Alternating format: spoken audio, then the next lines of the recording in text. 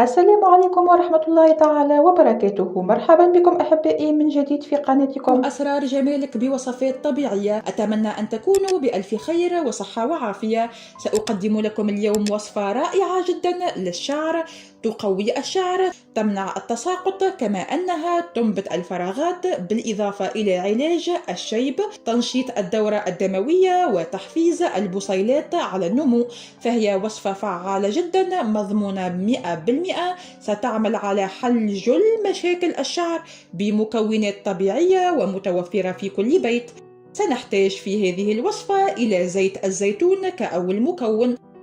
والآن نمر إلى طريقة التحضير. سنضيف ما يعادل 4 ملاعق كبيرة من زيت الزيتون، فهو يعمل على تقوية البصيلات، إنبات الفراغات، وتقوية الشعر، كما يجعله لامع وملمسه حريري. بعد ذلك سنضيف ملعقة صغيرة من السكر، فهو ممتاز جدا، يعمل على تقشير الفروة وتنظيف مسامات الرأس، بالإضافة إلى تنشيط الدورة الدموية في فروة الرأس.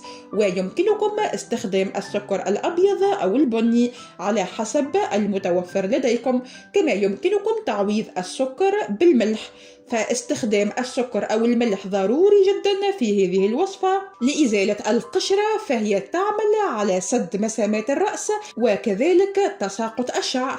بعد ذلك سنضيف آخر مكون وهو القرفة، فهي تعمل على تنشيط الدورة الدموية، وبالتالي تحفز البصيلات على النمو وتعمل على تقويتها. سنضيف مقدار ملعقة صغيرة من القرفة. بعد ذلك نقوم بخلط كل المكونات جيدا مع بعضها البعض حتى تندمج وتتجانس.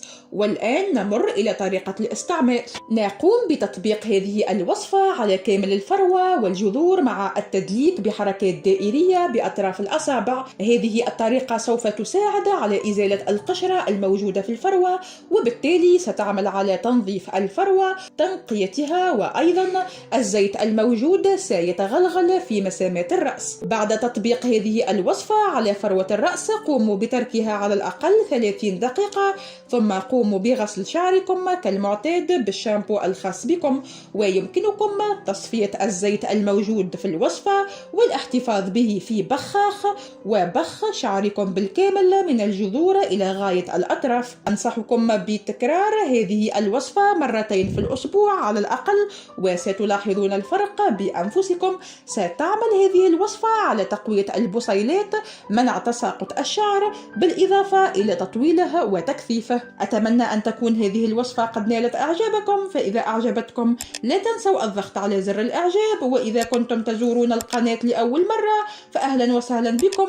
يمكنكم الانضمام إلينا بالاشتراك في القناة وتفعيل الجرس ليصلكم كل جديد. أشكركم على المتابعة، وإلى اللقاء في فيديو قادم إن شاء الله.